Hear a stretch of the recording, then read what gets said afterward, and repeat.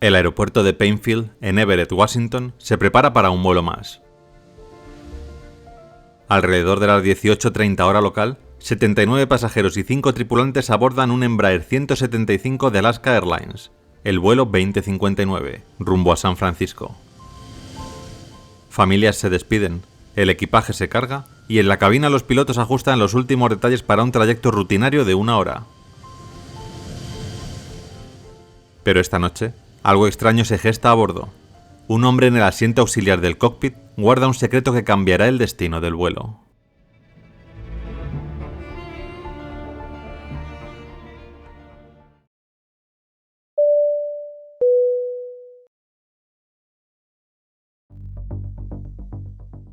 ...22 de octubre de 2023... Aeropuerto Internacional de Seattle-Plainfield, Washington, Estados Unidos. Son las 6 de la tarde, y aquí, el vuelo 2059 de Alaska Airlines, operado por Horizon Air, espera para poder salir rumbo a San Francisco. Este aeropuerto, más pequeño que Seattle-Tacoma, es un hub secundario para vuelos regionales, con una terminal moderna inaugurada en 2019. El itinerario conecta Everett con San Francisco, 1.200 kilómetros al sur, una ruta popular para viajeros y empleados de Boeing cuya planta está muy cerca.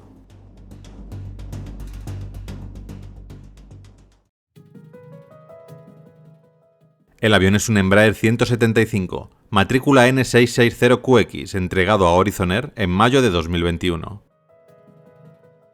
Este jet regional, de 26 metros de largo, tiene 2 motores General Electric CF34-8E, con 14.200 libras de empuje cada uno. Además, tiene capacidad para 76 pasajeros en configuración estándar. Con solo 2 años de servicio y unas 5.000 horas de vuelo estimadas, estaba en perfectas condiciones, revisado el 20 de octubre de 2023. Horizon Air, filial de Alaska Air Group desde 1986, opera 47 E-175 en 2023.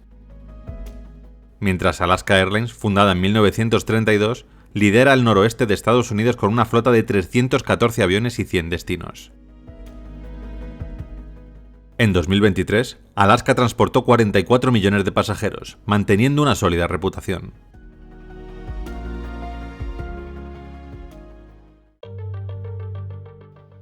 En la cabina, el capitán y el primer oficial cuyos nombres no se han revelado por política de Horizon Air. El capitán tiene más de 10.000 horas de experiencia y el primer oficial unas 3.000, ambos certificados para el E-175. En la cabina trasera 2 asistentes de vuelo, con un promedio de 5 años en la aerolínea, atienden a 79 pasajeros, 74 adultos y 5 menores. Acompañando a los pilotos en el jump seat del cockpit, Joseph David Emerson, de 44 años. Un piloto fuera de servicio de Alaska Airlines que viaja como pasajero autorizado. Con 20 años en la aviación, Emerson comenzó en Horizon en 2001, pasó a Virgin America en 2012 y tras la fusión de 2016 ascendió a capitán en Alaska en 2019. Casado, con 2 hijos, vive en Pleasant Hill, California. Joseph Emerson enfrenta algunas sombras personales. Días antes del vuelo, el 19 y 20, vuela como capitán desde San Francisco a Everett, su último servicio antes de un descanso. El día 20 se reúne con amigos en Seattle para honrar a un colega fallecido, su mejor amigo y padrino de boda. Consumen hongos psilocibios ilegales en Estados Unidos. Y aunque pasan 48 horas desde que lo hizo, Emerson no ha vuelto a dormir nada en las últimas 40 horas. Certificado médicamente por la FAA en septiembre de 2023, oculta su depresión tras la muerte de su amigo temiendo perder su licencia. En el día de hoy, sube al jump seat para volver a casa.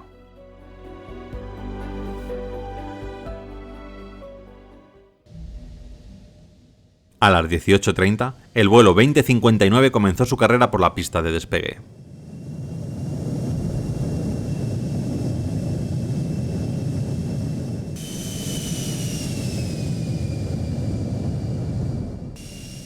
Se elevaron sin problemas y comenzaron su ascenso a 31.000 pies, su altura de crucero.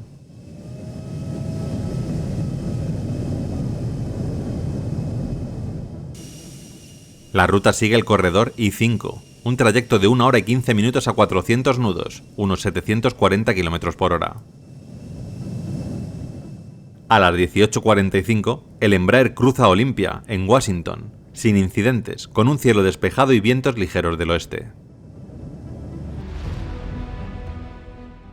En la cabina, el capitán y el primer oficial monitorean los instrumentos, mientras Emerson, en el jump seat, observa en silencio.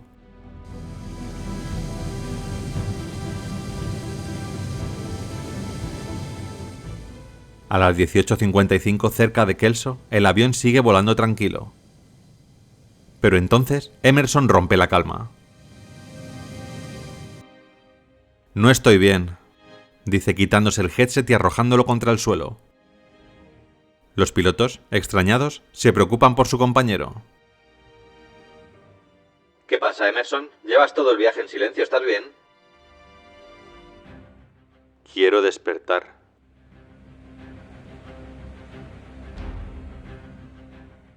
Cinco minutos después, Emerson se levanta de su asiento y se lanza contra la consola central superior de la cabina intentando agarrar las manijas de extinción de incendios de los motores. A 31.000 pies, volando sobre Oregón, el vuelo 2059 enfrenta una gran crisis de seguridad. Los pilotos le intentan detener, comienzan a pelear con él intentando agarrar sus manos. Pero Emerson se las apaña para conseguir activar las T-handles del sistema antiincendios, diseñadas para cortar el combustible a los motores. Ambos motores dejarán de funcionar en 30 segundos. Pero los pilotos reaccionan al instante. El capitán lo sujeta y el primer oficial resetea las válvulas. El motor izquierdo hace un amago de parar, pero no se apaga. Emerson es sacado del cockpit tras una intensa pelea de 30 segundos. Las asistentes lo esposan con bridas y lo sientan atrás. Pero la trifulca no queda ahí. Emerson se vuelve a levantar y se lanza contra una puerta de emergencia intentando abrirla. Un asistente de vuelo lo detiene y lo vuelve a sentar, ahora vigilado muy de cerca.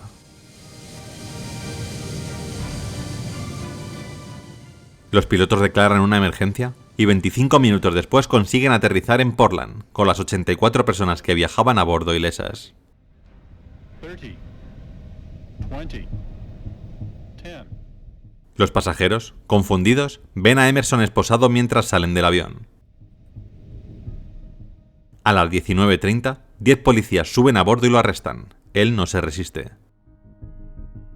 Los 79 pasajeros y 4 tripulantes restantes desembarcan a las 19:45 y son trasladados a otro E-175 que llega a San Francisco a las 22:00. El N660QX queda en tierra esa noche, inspeccionado por la FAA y devuelto al servicio el 23 de octubre. Emerson es llevado a la comisaría de Portland, donde confiesa a la policía: «Pensé que estaba soñando». Las cajas negras, extraídas el 23 de octubre, se envían a la NTSB en Washington, D.C.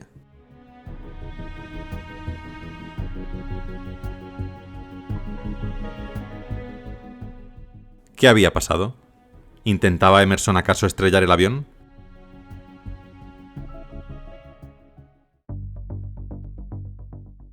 La NTSB inicia la investigación el 23 de octubre de 2023 bajo el anexo 13 de la OACI, con apoyo del FBI y la FAA. El informe preliminar, publicado el 6 de noviembre, detalla el incidente. A las 19:00, Emerson intentó activar las T-handles, a 31.000 pies, 30 minutos tras el despegue.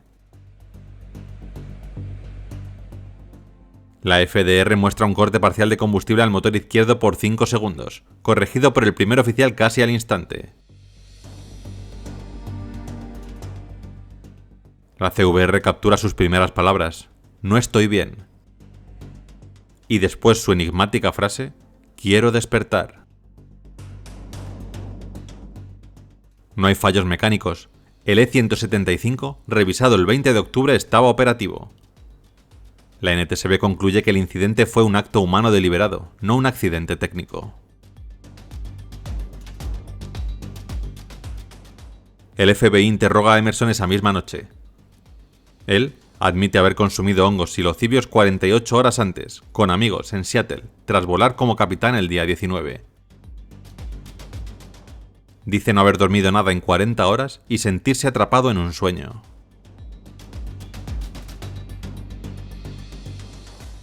Un médico carcelario diagnostica un posible trastorno de percepción persistente por alucinógenos, con efectos residuales hasta el 26 de octubre, aunque no se realiza un test de drogas inmediato. Pero la NTSB descarta intoxicación activa. Los hongos se metabolizan en 24 horas según expertos. Su certificado médico FAA, vigente desde septiembre de 2023, no reportaba problemas mentales, pero Emerson ocultó su depresión tras la muerte de un amigo, temiendo perder su carrera.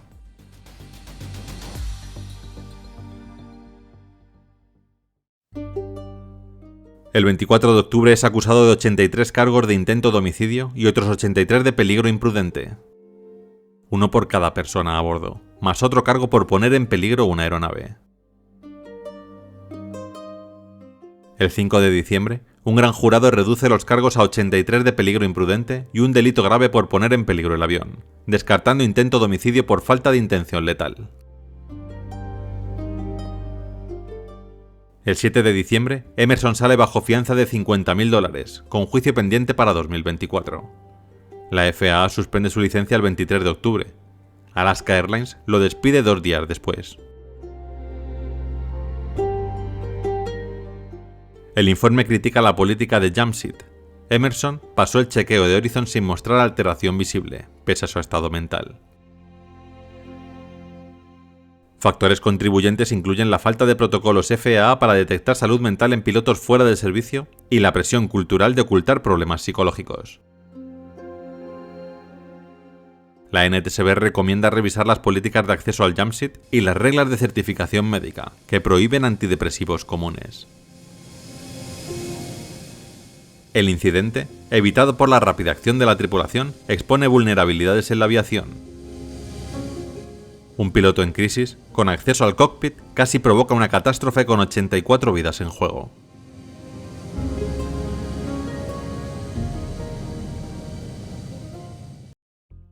Tras su arresto, Joseph Emerson y su esposa Sarah Stretch hablaron con la NBC el 26 de octubre de 2023, y él se abrió más en Light to Fly, programa de New York Times en agosto de 2024. No era mi Joe, dijo Sarah temblando en la Corte Federal de Portland. Luchaba contra la depresión tras perder a su mejor amigo, pero este no era él, nunca haría daño a nadie. Emerson, esposado, asintió. No quería lastimar a nadie. Pensé que estaba atrapado en un sueño, que debía despertar. Además, en el documental detalló: me sentía perdido, como si no fuese a llegar nunca a casa. Tiré las manijas para poder salir de esta pesadilla. Además, su mujer también añadió que temía perder su trabajo si pedía ayuda. Ambos pidieron reformas. Los pilotos necesitan apoyo, no estigma, dijo Emerson, buscando redención tras 45 días preso. Algunos culpan a Horizon por no detectar la crisis de Emerson en el chequeo, otros a la FAA por reglas que desalientan buscar ayuda mental. Teorías sugieren que los hongos lo afectaron más de lo admitido, pero expertos descartan efectos tras 48 horas sin un test positivo. Alaska Airlines, mientras tanto, defiende a su tripulación. Actuaron impecablemente.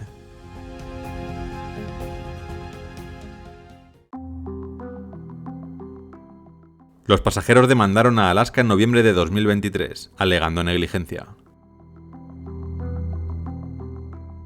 El caso reaviva críticas al sistema de salud mental en la aviación, comparándolo con el Germanwings 9525, pero sin víctimas fatales aquí.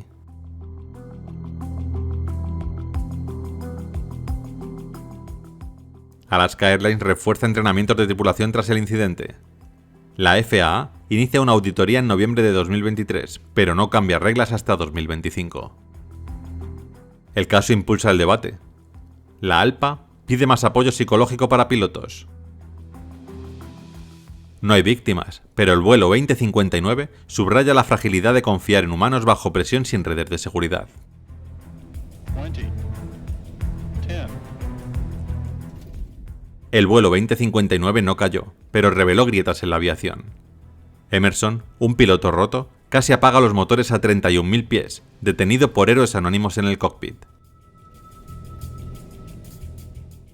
¿Fue un lapsus mental o un sistema que falló al no verlo venir? 84 vidas se salvaron, pero el costo fue alto. ¿Qué piensas? ¿Cómo protegemos el cielo sin perder la humanidad? Déjalo en los comentarios. Light to Fly, publicado en agosto de 2024, explora el caso de Emerson y la salud mental en pilotos. Mayday no ha cubierto el caso aún, pero se espera un episodio en 2025 que hable sobre este vuelo. Artículos en The New York Times y CNN detallan exhaustivamente el incidente.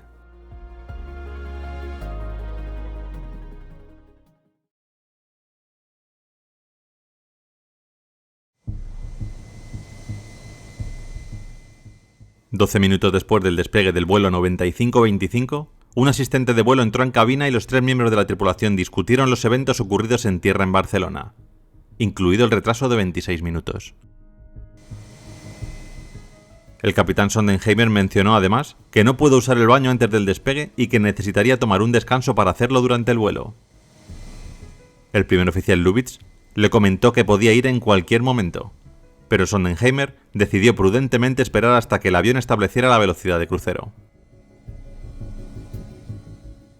Tras alcanzar los 38.000 pies, el piloto automático niveló el avión y Sondenheimer propuso a Lubitz que se preparara para la sesión informativa de descenso, ya que la fase de crucero sería breve.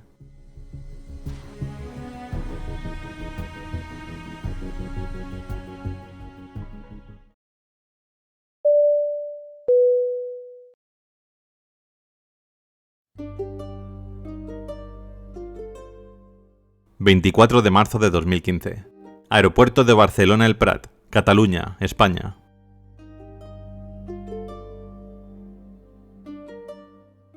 Son las 9:30 de la mañana y aquí, una A320 de la aerolínea de bajo coste Germanwings está estacionado a la espera de poder moverse hacia su pista de despegue. Es el vuelo 9525 con destino Düsseldorf, que tenía como hora programada para su salida a las 9:24 de la mañana.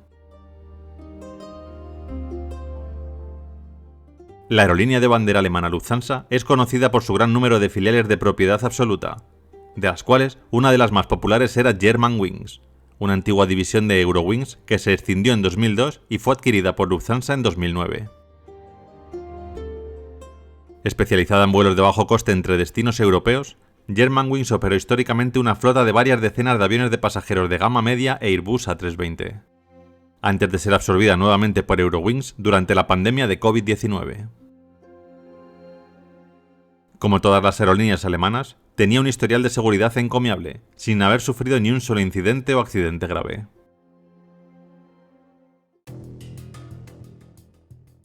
No se espera que el vuelo se enfrente a ninguna condición meteorológica adversa y el Airbus A320, de 24 años de antigüedad y matrícula DAIPX, se encuentra en buenas condiciones de funcionamiento.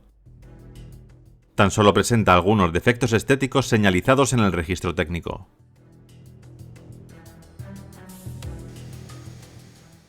En el vuelo de hoy, los pasajeros proceden de 18 países distintos y representan a diversos ámbitos sociales. Entre ellos hay 2 cantantes de ópera que regresan de una actuación, familias que vuelven a casa después de unos días de vacaciones, empresarios que viajan por trabajo y un grupo de 16 estudiantes y 2 profesores de un instituto de la ciudad alemana de Halter am See que regresaban juntos de un programa de intercambio en España. En total, 144 pasajeros abordaron el avión, junto con 6 tripulantes, incluidos 4 auxiliares de vuelo y los 2 pilotos. A los mandos, el capitán Patrick Sondenheimer, de 34 años, que contaba con 10 años de experiencia en los que acumuló alrededor de 6.000 horas de vuelo. Junto a él, el primer oficial Andreas Lubitz, de 27, que lleva menos de un año volando para Germanwings y que hasta ahora había acumulado apenas 630 horas de experiencia. Ambos acaban de volar el avión desde Düsseldorf y ahora estaban encargados de volarlo de regreso. Por fin, A las 9:55 de la mañana, el A320 de Germanwings comenzó a moverse hacia su pista de despegue.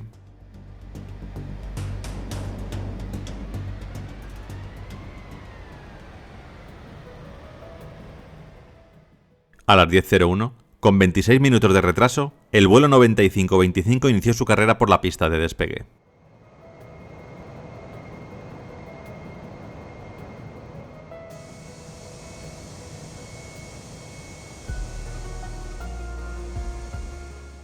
Se elevaron sin problemas y comenzaron su ascenso hacia los 38.000 pies, que sería su altitud de crucero, con expectativa de llegar a Düsseldorf en 90 minutos. 12 minutos después del despegue, un asistente de vuelo entró en cabina y los 3 miembros de la tripulación discutieron los eventos en tierra en Barcelona, incluido el retraso de 26 minutos.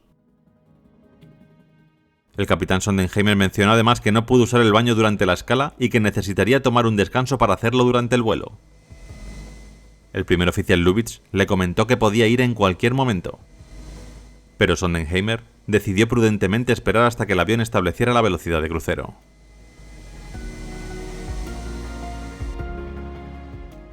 Tras alcanzar los 38.000 pies, el piloto automático niveló el avión y Sondenheimer propuso a Lubitsch que se preparara para la sesión informativa de descenso, ya que la fase de crucero sería breve. A lo que el copiloto Andreas Lubitsch respondió crípticamente: «Ojalá, ya veremos».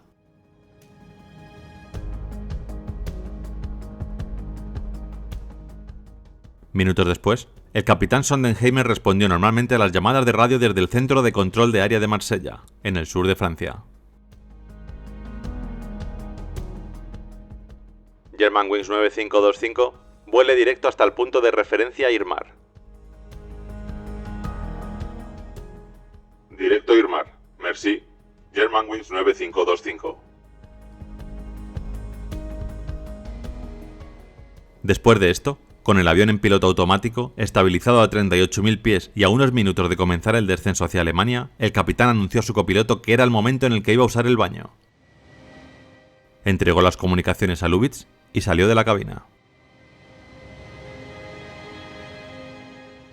Durante los siguientes 19 segundos, Andreas Lubitsch no hizo absolutamente nada. Pero después de este tiempo, en el que jamás sabremos qué pasó por su cabeza, alargó el brazo y giró la rueda de altura objetivo del piloto automático. Lo hizo hasta dejarla en 100 pies, la altitud más baja que puede seleccionar un piloto.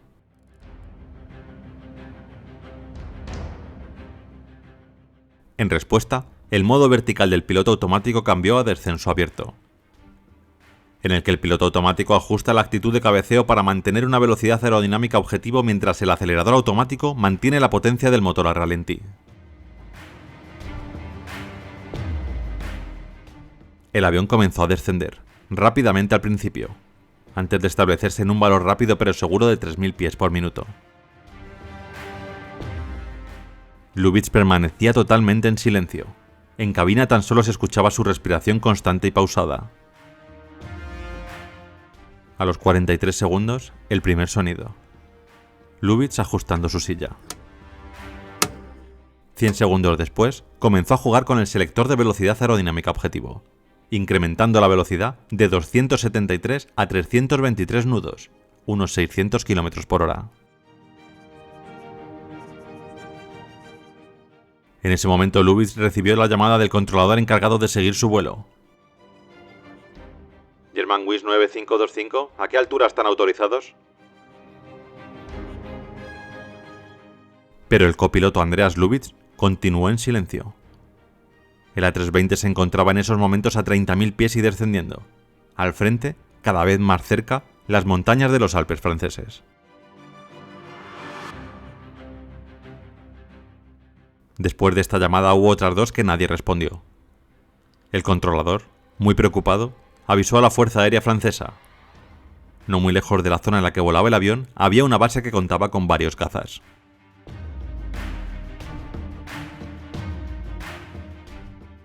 A las 10:34 y 31 segundos, se escuchó el sonido de un timbre, indicando que alguien estaba tratando de entrar en cabina. Normalmente, un miembro de la tripulación que regresa escribe un código de entrada en el teclado de la puerta, lo que activa un timbre.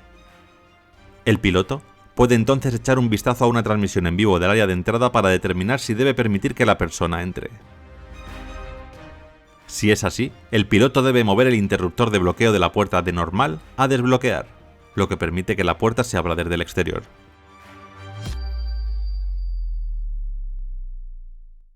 Andreas, soy yo. ¿Qué haces? ¡Abre la puerta! Pero Lubitsch no lo dejó entrar.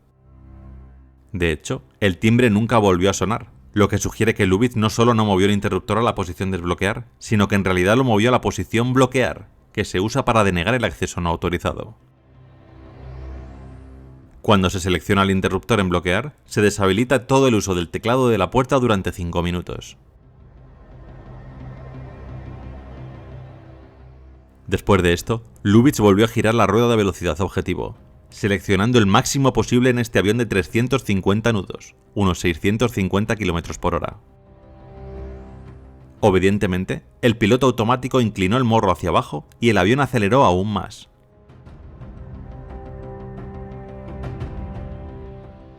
Fuera, el capitán no paraba de golpear la puerta. Los pasajeros ya eran conscientes de que algo no iba bien. Desde las ventanillas, las montañas cada vez se veían más cerca y la gran velocidad a la que descendían hizo que el pánico fuera en aumento. Entre los más cercanos a la cabina alguien gritó: «¡Por el amor de Dios, abran esa puerta!». El capitán pidió a sus auxiliares algo para poder abrir. «Necesito algo para hacer palanca», gritó. Rápidamente fueron a buscar algún objeto que sirviera al capitán, aunque fuera a base de golpes. Un par de minutos después, volvieron con un objeto indeterminado. Algunos medios hablan de un hacha, pero nunca sabremos qué utilizó el capitán. Golpeó la puerta una y otra vez gritando: «¡Abre la maldita puerta!». Pero la puerta, creada precisamente para aguantar golpes e incluso balas, no cedía.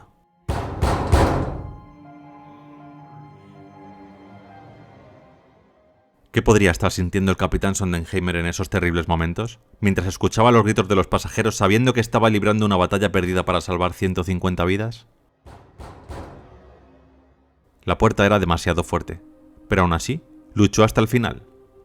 Mientras, Lubitsch seguía sentado allí dentro, con la respiración tranquila, ignorando los gritos y golpes frenéticos y haciendo caso omiso del sistema de advertencia de proximidad al suelo que comenzó a sonar en ese preciso momento. Terrain ahead. Pull up. Sink rate. Pull up. Terrain. Segundos después, el avión con 150 personas a bordo se estrellaría contra la ladera de una montaña. Nadie a bordo pudo sobrevivir a semejante impacto.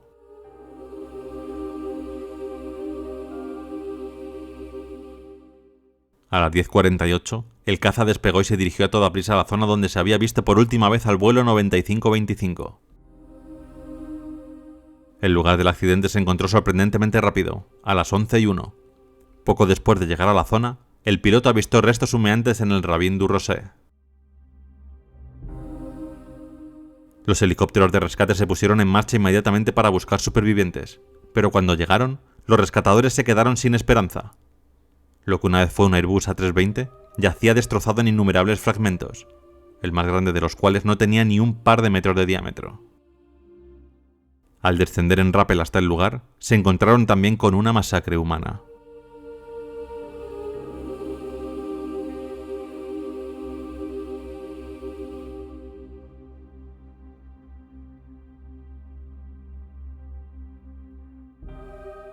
¿Qué había pasado?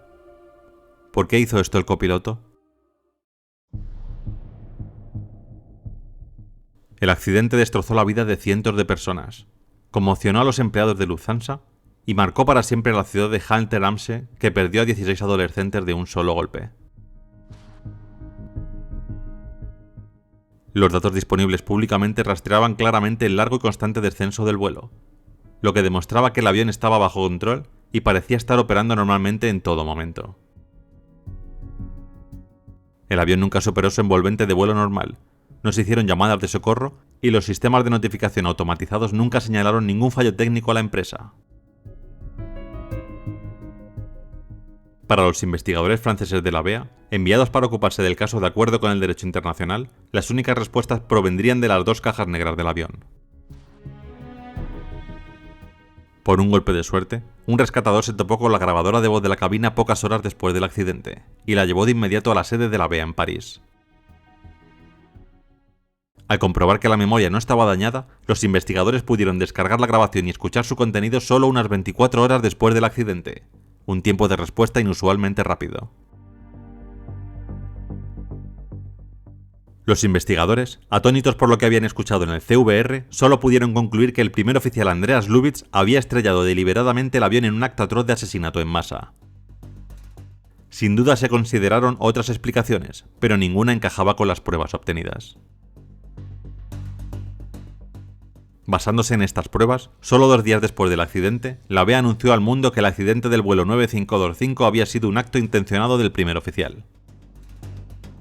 La conferencia de prensa cambió radicalmente el debate público sobre el accidente y perturbó profundamente a la industria aérea.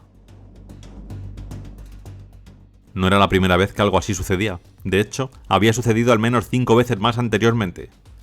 Pero la tragedia de Germanwings puso el fenómeno en la mira del público de una manera que no lo habían hecho las otras. Expresando el horror y la repulsión en nombre de su compañía, el director ejecutivo de Lufthansa, Carsten Spohr, dijo a la prensa: "Si una persona se lleva a otras 149 a la muerte con ella, existe una palabra que lo define y no es suicidio". A partir de ese momento, la investigación del accidente, llevada a cabo en paralelo por expertos en seguridad y autoridades judiciales, comenzó a centrarse en lo que llevó a Andreas Lubitz a cometer un acto tan atroz y que nadie se diese cuenta de su estado mental.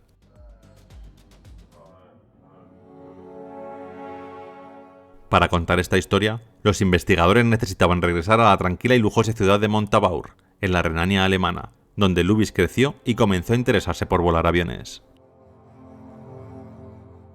Hijo primogénito de un banquero y una profesora de piano, Andreas Günther Lubitz nació el 18 de diciembre de 1987 en la ciudad bávara de Neuberg.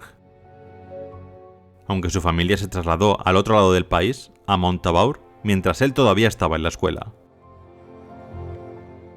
Según la mayoría de las versiones, fue un niño normal, y más tarde, un adulto normal. También expresó su deseo de volar desde una edad temprana, y la pasión nunca lo abandonó. Su primera experiencia de vuelo fue en un club local de vuelo sin motor a la edad de 14 años, y siguió siendo un asistente regular del club hasta bien entrada la edad adulta. De hecho, tan pronto como terminó la escuela secundaria en 2007, solicitó ingresar al programa interno de capacitación de pilotos de Lufthansa, donde su pasión y dedicación le resultaron muy útiles. De 6.530 solicitantes, fue uno de los 384 seleccionados para comenzar la capacitación de piloto comercial. Todo parecía ir por buen camino, hasta que en el verano de 2008, Lubitz cayó de repente en una profunda y devastadora depresión. El 5 de noviembre de ese año, apenas 2 meses después de haber comenzado su formación inicial, se retiró alegando razones médicas. En un esfuerzo por recuperar el rumbo de su vida, empezó a tomar antidepresivos y al cabo de un tiempo empezó a mostrar mejoras.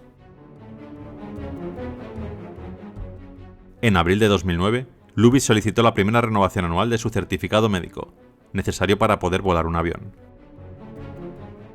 Pero los médicos del Centro Aeromédico de Lufthansa le denegaron la solicitud debido a que sufría una depresión grave y a que estaba tomando medicación para ello, lo que le hacía no apto para volar según la legislación europea y alemana. Con la ayuda de su psiquiatra, Lubitz pudo finalmente poner fin al tratamiento y en julio de 2009 se declaró que estaba totalmente recuperado. Tras volver a solicitarlo, el Centro Aeromédico de Lufthansa decidió emitirle un nuevo certificado médico, pero con condiciones. Si volvía a sufrir depresión, el certificado perdería su validez de inmediato. Durante 2 años, trabajó como asistente de vuelo para Lufthansa, hasta que se abrió una plaza y fue asignado a la división Germanwings. Posteriormente, completó un curso de habilitación de tipo Airbus A320, aprobó su verificación de competencia y comenzó a transportar pasajeros como primer oficial del A320 para Germanwings en otoño de 2014. Durante todos estos años, Lubitz renovó su certificado médico cada 12 meses sin incidente, En ningún momento volvió a sufrir depresión y su certificado médico fue renovado sin mayores dificultades. Sin embargo, todo esto cambió en diciembre de 2014, cuando la depresión de Lubitsch regresó de repente. Esta vez, los síntomas eran diferentes y más siniestros. Se quejaba de que estaba perdiendo la visión, pero varios médicos no pudieron encontrar nada malo en su vista. Los médicos sugirieron que podría estar sufriendo un trastorno psicosomático, en el que los factores psicológicos dan lugar a síntomas aparentemente físicos, pero Lubitsch supuestamente se resistía a la idea. Posiblemente porque los médicos querían que tomara medicamentos psicoactivos que invalidarían su certificado médico. Durante los primeros meses de 2015, cuando su desesperación se acentuaba, visitó al menos a 4 médicos diferentes y a varios psiquiatras, que le diagnosticaron depresión, ansiedad y otras enfermedades. En febrero, un médico le dio 8 días de baja por enfermedad, pero siguió trabajando de todos modos. Le recetaron zopiclona y mirtazapina, ninguna de las cuales estaba aprobada para pilotos. Finalmente se tomó varios días de baja por enfermedad, pero en general ignoró las solicitudes de sus médicos de que dejara de trabajar. Según las leyes de confidencialidad médica, la única forma de que Germanwings supiera que sus médicos estaban emitiendo bajas por enfermedad era que Lubitsch enviara los avisos a su empleador, pero no lo hizo. El estado mental y físico de Lubitsch era muy malo y vivía con un miedo constante: perder su licencia de vuelo. La mente de Lubitsch acabó por desviarse hacia la ideación suicida y la paranoia. Por las noches no podía dormir más que unos pocos momentos dispersos. A principios de marzo, empezó a buscar en internet formas de suicidarse. Su médico le diagnosticó una posible psicosis, una enfermedad caracterizada por delirios y dificultad para determinar lo que es real, lo que provocó que lo derivaran a un hospital psiquiátrico y lo dejaran 19 días de baja por enfermedad. Días después, su psiquiatra le recetó 2 medicamentos más, escitalopram y zolpidem, pero aún así, siguió volando. En algún momento a mediados de marzo comenzó a buscar en internet información sobre la seguridad de las puertas de la cabina del Airbus A320. Luego, el domingo 22 de marzo escribió varias notas en un papel en las que incluía las letras BCN y las palabras Decisión Domingo. La policía encontraría más tarde el trozo de papel en la basura de su apartamento. Uno de los aspectos más inquietantes de la historia de Lubitsch es que la mayoría de quienes lo conocían pensaba que era una persona normal. Amaba su trabajo, pasaba tiempo con sus amigos, tenía pasatiempos, tenía novia. Pocas personas en su vida vieron algo extraño en su comportamiento en los meses previos al accidente, a pesar de que los registros médicos mostraban que estaba cayendo en una espiral de desesperación y delirio. De hecho, algunas de las personas cercanas a él todavía se niegan a creerlo. Sus padres, por ejemplo, han enfurecido a las familias de las víctimas en varias ocasiones al protestar públicamente por la inocencia de su hijo. Desde el punto de vista de la seguridad aérea, el proceso mental exacto de Lubitsch importa mucho menos que la cuestión de si se le hubiera podido detener. Al final, un juez francés determinó que, según las leyes vigentes, la respuesta era no. Después de todo, no reveló nada sobre su estado mental en deterioro a sus compañeros de trabajo, familia o amigos, y especialmente, tampoco a su empleador.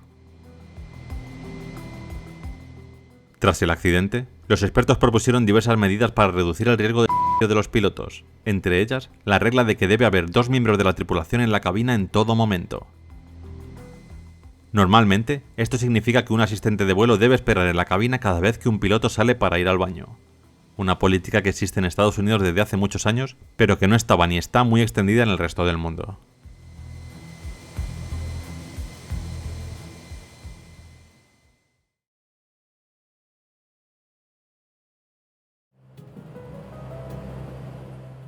Cuando el capitán Abid Sultan llegó al aeropuerto de Daca aquella mañana, nadie podía imaginar el torbellino emocional que llevaba consigo. Un hombre admirado por sus habilidades en cabina y criticado en silencio por su entorno profesional, cargaba con una inquietud que se hacía cada vez más pesada. Su actitud presagiaba que aquel día no sería como los demás. Esa mañana, el capitán presentó su dimisión como piloto de US Bangla poco antes de salir en lo que sería su último vuelo como capitán de la aerolínea. Nadie a bordo del Dash 8 sabía que aquella no sería una jornada más en los cielos.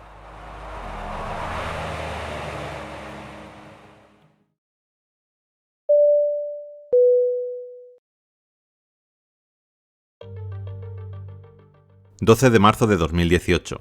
Aeropuerto Internacional de Dhaka, Bangladesh. Son las 12:30 y aquí el vuelo 211 de la aerolínea US Bangla Airlines se prepara para salir rumbo a Nepal, al conocido aeropuerto de Tribhuvan, situado entre montañas.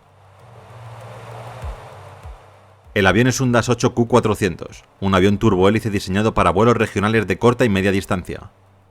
Gracias a su diseño eficiente, consume menos combustible que aviones similares con motores a reacción, lo que lo hace más económico y ecológico.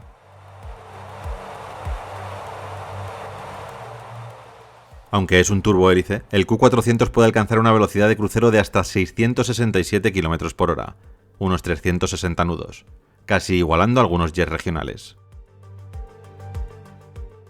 El avión tiene capacidad para transportar hasta 86 pasajeros dependiendo de la configuración y es conocido por operar en aeropuertos con pistas cortas o condiciones desafiantes.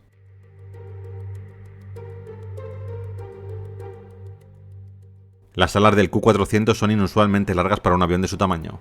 Esto mejora su aerodinámica y le da un excelente rendimiento en despegue y aterrizajes.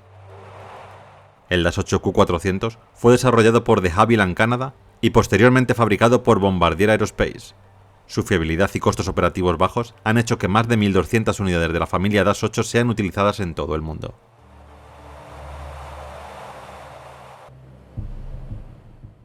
A los mandos del vuelo 211 está el capitán Abid Sultan, de 52 años, un experimentado piloto que acumulaba cerca de 6.000 horas de vuelo, 1.700 de ellas en este tipo de avión. Había volado a Katmandú más de 100 veces, por lo que conocía el aeropuerto de Tribhuvan a la perfección. Junto a él se encuentra la primera oficial Prithula Rashid, de 25 años, una nueva contratación que solo tenía 390 horas de vuelo y nunca antes había volado a Katmandú. Prithula era considerada una persona que aprendía rápido y obtuvo una alta puntuación en sus exámenes.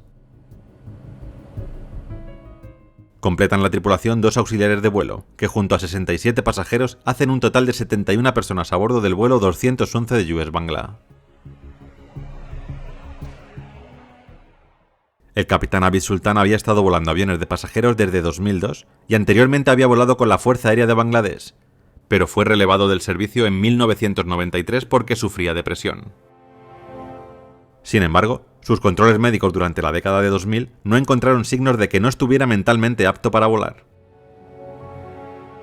También tenía el hábito de fumar, y aunque sus superiores lo sabían de manera informal, no lo declaraba de forma sistemática en sus exámenes médicos, en los que a veces respondía que nunca había fumado.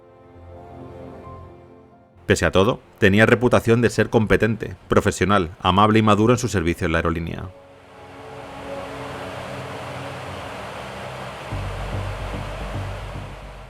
A las 12:51, el turbohélice comenzó a rodar por la pista de despegue.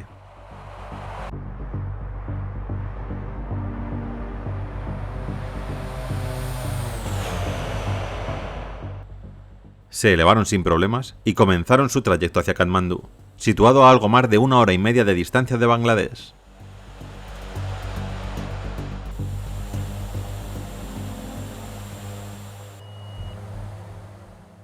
El vuelo transcurría sin incidentes, con el capitán comentando sus problemas entre lágrimas a la inexperta copiloto.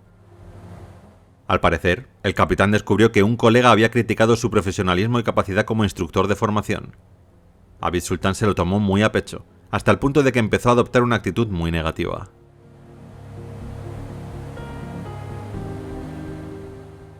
No puedo soportar más esta situación, ¿sabes? He presentado mi dimisión. Después de esto siguió hablando, preguntándose a sí mismo en voz alta a qué podría dedicarse para ganarse la vida si no era piloto. Finalmente, Sultan sacó un paquete de cigarrillos y comenzó a fumar.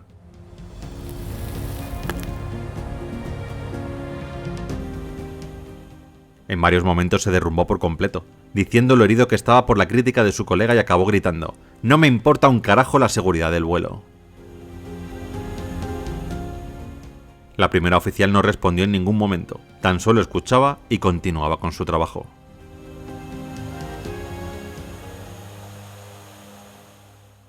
Después de aproximadamente una hora en el aire, la tripulación comenzó a realizar los primeros preparativos para la aproximación a Katmandú y el capitán Sultan pasó a dar instrucciones a la primera oficial Rashid sobre los puntos más delicados del aterrizaje. Pareció recuperar la compostura, ya que sus comentarios fueron tranquilos y precisos. A las 14:10, con Rashid operando la radio, el controlador de aproximación en Katmandú ordenó al vuelo 211 volar al punto de referencia Guras y entrar en un patrón de espera. En respuesta, la tripulación programó el patrón de espera en la computadora de vuelo.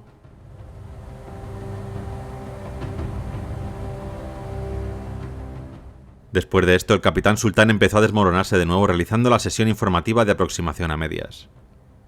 Esto ciertamente no ayudó a ninguno de los pilotos a comprender la compleja aproximación desde el sur hacia la pista 02 del aeropuerto de Tribhuvan.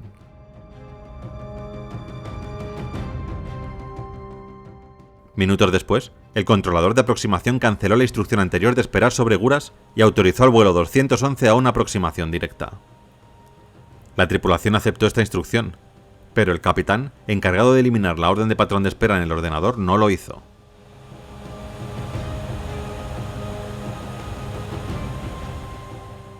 Cuando el avión llegó al punto Guras, el piloto automático inició un viraje hacia la izquierda para entrar en el patrón de espera programado. Estuvieron así unos minutos, hasta que el controlador de aproximación llamó para confirmar que habían entendido sus palabras e iban a continuar con la aproximación directa. A lo que la tripulación respondió afirmativamente, asumiendo su error. El capitán Sultan entonces encendió otro cigarrillo, puso el piloto automático en modo de rumbo y seleccionó un rumbo noreste para volver a unirse a la línea adecuada para la aproximación. El avión se mantenía a una altitud demasiado alta debido a que el cambio de rumbo ordenado por el capitán hizo que el piloto automático no iniciara el descenso a tiempo. Finalmente, Sultan retomó el descenso, pero la aeronave seguía estando demasiado elevada para la aproximación. Mientras tanto, los pilotos comenzaron a revisar la lista de verificación de aterrizaje, una tarea que debería de haberse completado mucho antes. Sin embargo, también cometieron errores en este proceso. Cuando la primera oficial Rashid solicitó bajar el tren de aterrizaje, el capitán Sultan no lo hizo. En su lugar, respondió automáticamente: "Tren abajo, 3 verdes", refiriéndose a las luces que indican que el tren está desplegado. Ninguno de los pilotos revisó las luces, que de hecho estaban apagadas porque el tren de aterrizaje no estaba desplegado. Era evidente que ambos tripulantes estaban perdiendo el control de la situación en una de las aproximaciones más peligrosas a las que un piloto se puede enfrentar.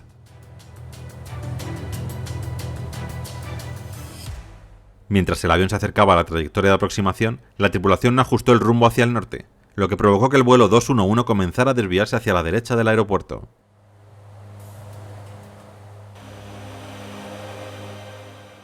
Mientras la aproximación fuera de curso avanzaba, el capitán Sultan estableció de manera incorrecta la altitud mínima segura, y de forma repetitiva pidió realizar la lista de verificación de aterrizaje, a pesar de que ya la habían completado previamente.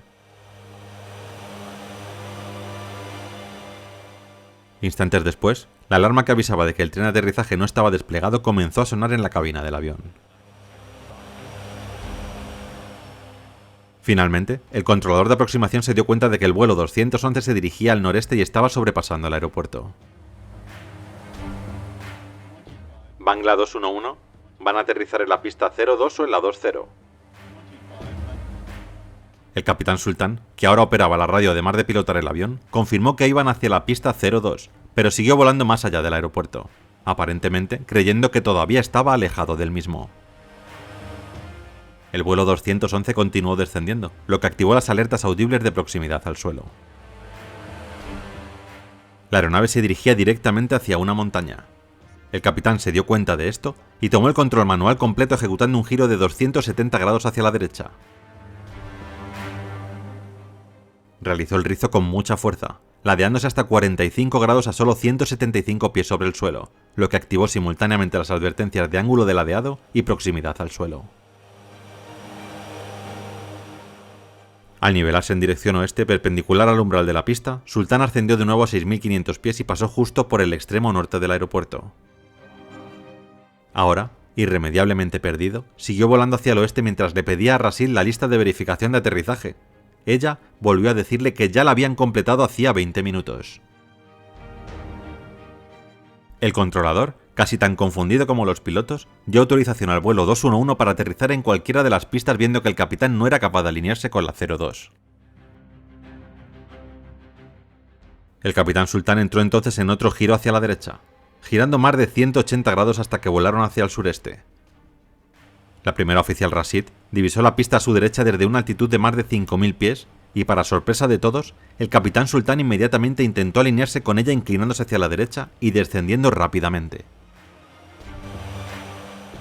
Más bien parecía que pilotaba un caza y no un turbohélice con más de 70 personas a bordo. Mientras, Rashid permanecía sentada en silencio, petrificada. Pero pese a todo, se dio cuenta de que el tren de aterrizaje seguía replegado y lo accionó para su despliegue. El vuelo 211 se precipitó sobre el límite del aeropuerto y se dirigió directamente hacia la torre de control, la cual pasó rozando. En el interior, todos los controladores se pusieron en pie pensando que había llegado su hora.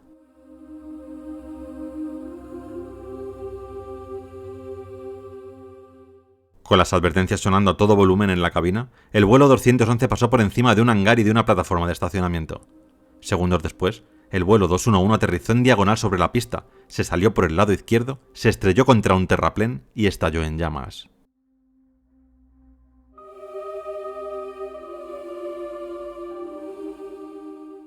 El accidente mató a muchos pasajeros del lado izquierdo así como a los pilotos, y los que sobrevivieron se encontraron de inmediato con un infierno de llamas que consumió rápidamente el avión. Algunos supervivientes lograron huir a pie, mientras que otros fueron rescatados de los restos. Los bomberos lograron extinguir el incendio en 15 minutos, pero para la mayoría de los que estaban a bordo fue demasiado tarde. 22 pasajeros fueron trasladados a hospitales, donde 2 sucumbieron a sus heridas, lo que elevó el número de muertos a 51.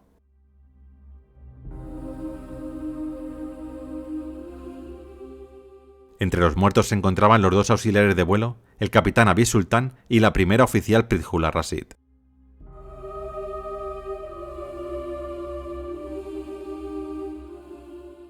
¿Qué había pasado? ¿Qué sentenció el informe final? Aunque las primeras interpretaciones de transcripción de control de tráfico aéreo sugerían que los controladores estaban confundidos, la investigación descubrió que la fuente de su confusión era, de hecho, el comportamiento extremadamente errático del vuelo 211. La desgarradora grabación de voz en cabina mostró que el capitán Abid Sultan había pasado gran parte del vuelo sufriendo una aparente crisis emocional provocada por las críticas de su colega sobre su capacidad, durante la cual fumó, lloró y se volvió totalmente incapacitado para volar. Muy agitado, distraído y molesto, no pudo concentrarse en volar el avión, y en consecuencia falló en numerosos procedimientos básicos. Olvidó borrar el patrón de espera de la computadora, no realizó correctamente una sesión informativa de aproximación, no volvió a interceptar la senda de planeo, perdió la noción de su posición, no bajó el tren de aterrizaje y mucho más. Esto demostró una falta total de conciencia situacional provocada por su estado mental perturbado. Los investigadores también tuvieron que preguntarse por qué la tripulación no realizó una aproximación frustrada e intentó alinearse con la pista nuevamente. Es probable que el capitán Sultan tuviera una visión de túnel. Se obsesionó tanto con intentar aterrizar el avión que apenas podía pensar más allá de apuntar el avión hacia la pista. Es posible que estuviera en tal estado que no podía pensar en nada más, o puede que hubiese perdido el control de tal manera que simplemente dejó de preocuparse por los procedimientos adecuados. De cualquier manera, el resultado fue una aproximación desesperadamente inestable que terminó con la vida de 51 personas. También había que preguntarse por qué la primera oficial Prithula Rashid nunca intervino para corregir ninguno de los errores del capitán Sultan. Sultan tenía el doble de edad que ella y 14 veces más experiencia, por lo que le habría resultado difícil justificar internamente cualquier decisión de contradecirlo. Nunca había volado a Katmandú antes, y no estaba especialmente familiarizada con la aproximación, por lo que confió en lo que el capitán estaba haciendo. Además de esto, Sultan acababa de pasar la última hora despotricando contra una colega que había criticado su capacidad de vuelo. Rashid, sin duda, habría tenido esto en mente mientras decidía si corregir o no sus errores. Además, durante la aproximación final, es posible que estuviera tan aterrorizado por las acciones de su capitán que no pudo reaccionar, como así lo demuestra su total falta de presencia en los momentos finales de la grabación de voz de la cabina.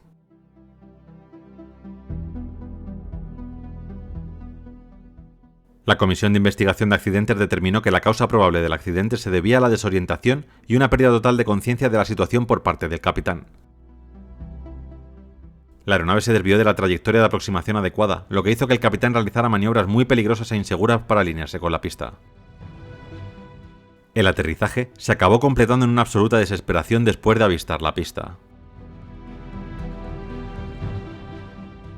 No se hizo ningún intento de realizar una aproximación frustrada, cuando esta maniobra parecía posible hasta el último instante antes de aterrizar en la pista. El único representante de Bangladesh en el equipo de investigación criticó públicamente el informe final y dijo que se dejaba de lado el hecho de que los controladores de tráfico aéreo no cumplieron con sus funciones correctamente. Dijo que podrían haber brindado asistencia de navegación a los pilotos una vez que se hizo evidente que estaban desorientados, pero no lo hicieron. También apuntó que si los controladores lo hubieran hecho, el accidente quizá podría haberse evitado.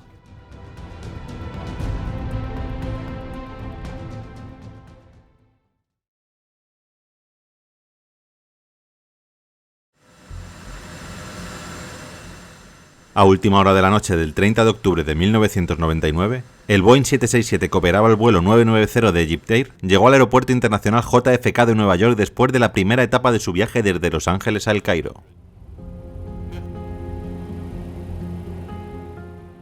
En Nueva York, la tripulación ha sido reemplazada por una nueva. 203 pasajeros y 14 tripulantes finalmente abordaron el 767 que partiría en unos minutos hacia Egipto.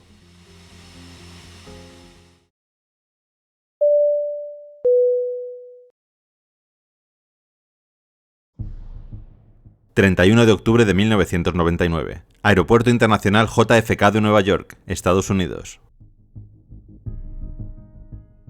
Son la 1 de la mañana y aquí un 767-300 de la aerolínea EgyptAir está listo para salir hacia El Cairo, en Egipto, en cuanto los controladores se lo permitan. El avión en cuestión es un Boeing 767-366ER, número de serie 24542, registrado como SUGAP, llamado Tutmosis III en honor a un faraón de la 18ª dinastía. El avión había registrado aproximadamente 33.219 horas de vuelo y 7.556 ciclos de despegue y aterrizaje.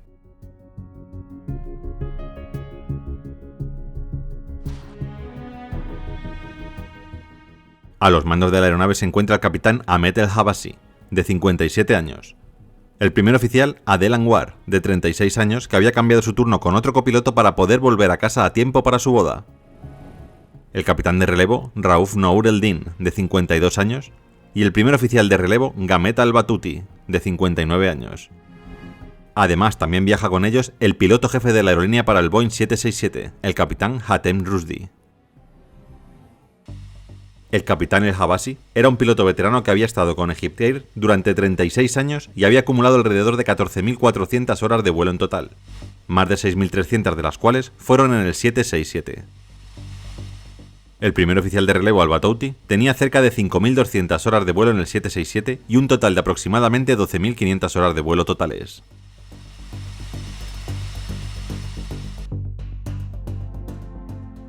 De las 217 personas a bordo, 100 son de procedencia estadounidense, 89 de Egipto, incluida la tripulación, 21 canadienses y las 7 restantes de otros 4 países. Entre los pasajeros egipcios hay 33 oficiales de la Fuerza Aérea que regresaban de su formación en Estados Unidos, incluidos 2 generales de brigada y un coronel.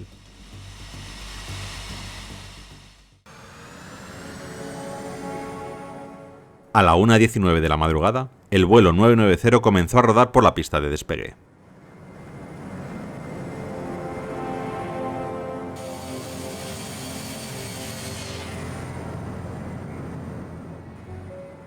Se elevaron sin problema y comenzaron su trayecto hacia Egipto. A los mandos está el capitán Habassi junto con el primer oficial Anwar. Todo transcurrió con normalidad durante los primeros 20 minutos. Luego, a la 1:40, el primer oficial de relevo Batouti entró en cabina. Cabe destacar que aunque Batouti actuaba como primer oficial, le llamaban capitán, ya que normalmente era el puesto que había ocupado en la Fuerza Aérea Egipcia. Incluso había dado órdenes personalmente a algunos de los pilotos que hoy hay en el vuelo. Ya estás por aquí. No te toca tomar mi puesto hasta la mitad del vuelo. Sí, pero yo he dormido muchas horas ya. Pero me tendrías que haber avisado, no voy a irme ahora. Mira, me iré un rato a comer algo y vuelvo para sustituirte. En ese momento el primer oficial de relevo salió por la puerta y el primer oficial a los mandos mostró su disconformidad con el capitán. Este hombre hace siempre lo que quiere. Sí, ya veo, pero no voy a crear un conflicto por esto.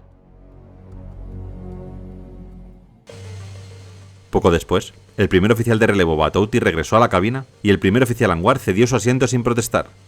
En estos momentos son la 1:42 de la madrugada. Durante los siguientes minutos, Habasi y Batouti conversaron con normalidad. Después, a la 1:48, Habasi anunció que quería ir al baño antes de que más gente quisiera hacer uso del mismo. Salió de la cabina dejando a Batouti solo a los controles. El primer oficial Batouti dijo algo ininteligible para sí mismo y luego agregó en voz baja la frase «Confío en Dios». Unos 30 segundos después, Batouti desactivó el piloto automático y tomó el control manual del avión. Durante unos segundos más no hizo nada. Luego susurró de nuevo «Confío en Dios». Redujo la potencia del motor al ralentí y de repente inclinó el morro del avión 40 grados hacia abajo. Con una rapidez aterradora, el 767 comenzó a hundirse hacia el mar.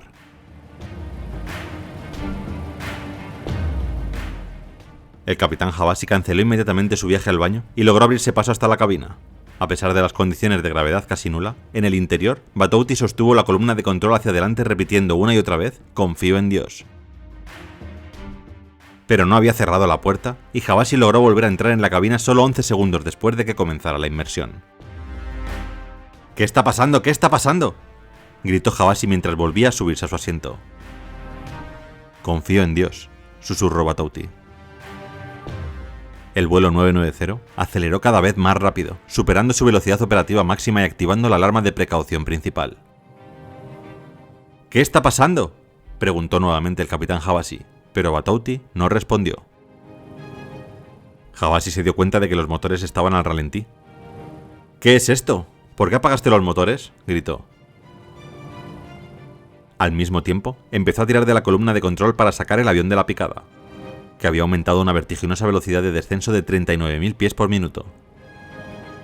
Lentamente pero con seguridad, Habasi empezó a dominar a Batouti, que seguía intentando empujar el morro hacia abajo.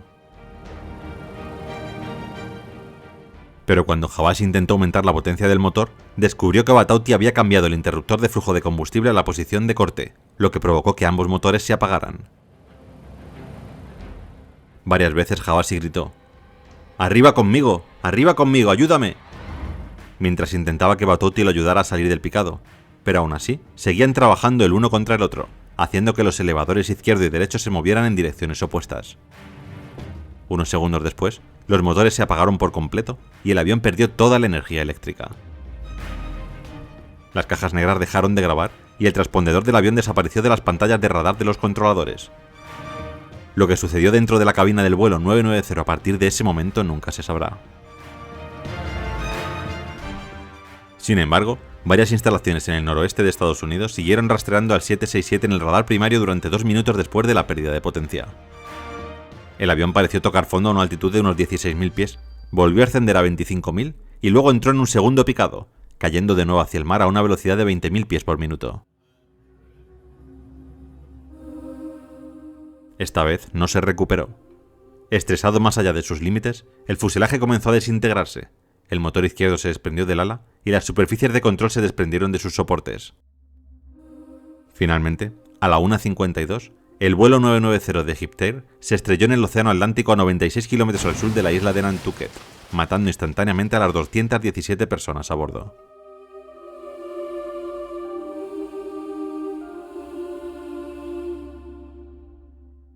¿Qué había pasado? ¿Había cometido el primer oficial un asesinato en masa? La investigación del accidente comenzó como cualquier otra.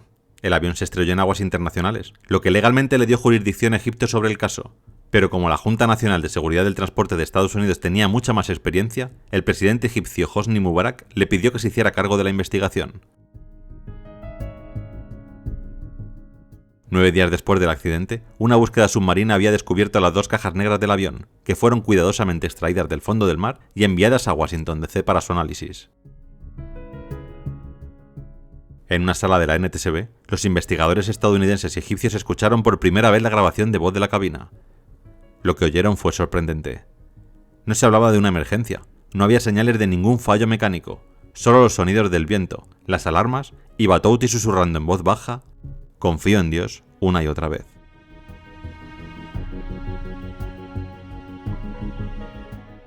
Esto les hizo pensar que casi con total seguridad, Batouti había estrellado el avión deliberadamente. Un representante de EgyptAir, que escuchó la grabación, aparentemente salió de la sala pálido y no se supo nada más de él. No pasó mucho tiempo antes de que se filtrara a la prensa el contenido del CVR. Los informes de la prensa afirmaban falsamente que Batouti había dicho: "He tomado mi decisión, pongo mi fe en las manos de Dios", y que había recitado una oración musulmana mientras el avión se estrellaba. De la noche a la mañana, el vuelo 990 de EgyptAir pasó de ser un accidente aéreo a un importante incidente internacional. Egipto acusó rápidamente a los medios estadounidenses de una campaña de desprestigio, trayendo expertos que señalaron que la traducción correcta del estribillo de Batouti era "confío en Dios", sin más.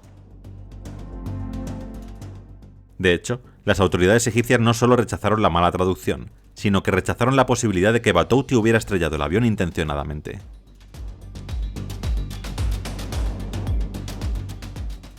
Entre las teorías, los investigadores egipcios sugirieron un posible fallo de los elevadores del avión. Se argumentó que si 2 actuadores de un elevador fallaban simultáneamente, podría causar un descenso pronunciado similar al que experimentó el vuelo 990. Aunque se encontraron remaches cortados en el conjunto de la palanca acodada, los análisis demostraron que esta falla no estaba conectada al accidente. Además, un fallo de este tipo sería recuperable tirando de los controles, lo cual no ocurrió. La NTSB desmintió todas las hipótesis egipcias a través de pruebas matemáticas y simuladores, demostrando que ningún fallo mecánico conocido podría explicar las maniobras realizadas por el avión.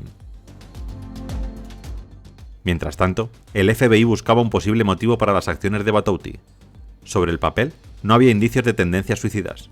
Tenía una familia, planes de jubilación y acababa de comprar un regalo para su hijo antes del vuelo. Tampoco era un fundamentalista religioso. Sin embargo, surgieron acusaciones sobre su comportamiento en Nueva York, donde había acosado sexualmente a empleadas y huéspedes del hotel donde se alojaba. Estas conductas llevaron al piloto jefe Hatem Rasdi a reprenderlo poco antes del vuelo. La situación se agravó con las declaraciones de Hamdi Hanafi Taha, un piloto de EgyptAir que desertó al Reino Unido.